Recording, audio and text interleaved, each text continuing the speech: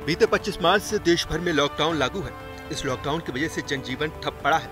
इस बीच खबर है कि आरबीआई एक बार फिर लोन ईएमआई पर मिली छूट की अवधि बढ़ा सकता है। रिजर्व बैंक अब बैंकों के कर्ज की वापसी पर लगाई गई रोक की अवधि को 3 महीने और बढ़ाने पर विचार कर रहा है।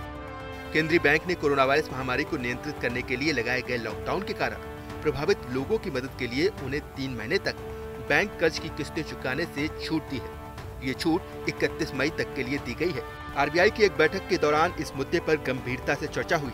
अगर आरबीआई फैसला लेता है तो टर्म लोन या क्रेडिट कार्ड की मासिक किस्त देने वाले ग्राहकों को कुल 6 महीने यानी 31 अगस्त तक की राहत मिलेगी।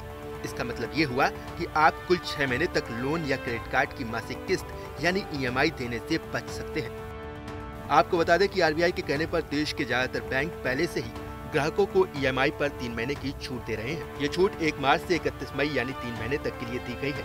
इन 3 महीनों में आप ईएमआई नहीं देते हैं तो बैंक आप पर दबाव नहीं बना सकता है। इसके साथ ही आप डिफॉल्टर भी नहीं कहे जाएंगे। मतलब ये कि आपके क्रेडिट स्कोर पर भी कोई असर नहीं पड़ने वाला है। इसके साथ ही बैंक ग्राहकों को कट चुकी ईएमआई को वापस लेने की भी सुविधा दे रहा है।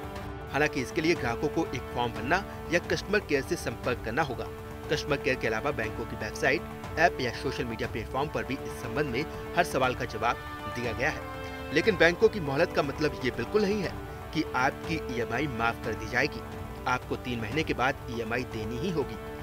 ऐसे में सवाल है कि आपने ईएमआई नहीं दी तो ये आपके लिए फायदे का सौदा है या फिर इससे आपको नुकसान हो रहा है। चलिए इसे एक कैलकुलेशन से समझते हैं। मान लीजिए कि आपने 30 लाख रुपए का होम लोन लिया है और इसे लौटाने की अवधि 15 साल बची हुई है। ऐसे में अगर आप 3 महीने की मोहलत अवधि का विकल्प चुनते हैं तो आपको 2,34,000 रुपए के करीब अतिरिक्त ब्याज देना होगा।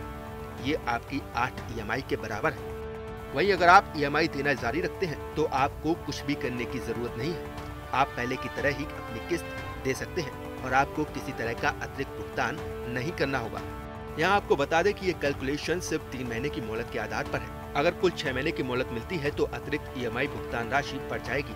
मतलब ये कि आपकी जेब पर पहले से कहीं ज्यादा बोझ पड़ेगा। बैंकबाजार.com के सीईओ आदिल शेट्टी के मुताबिक कोरोना संकट में जिन लोगों की आय पर फर्क नहीं पड़ा है उन्हें अपनी ईएमआई समय पर देनी चाहिए।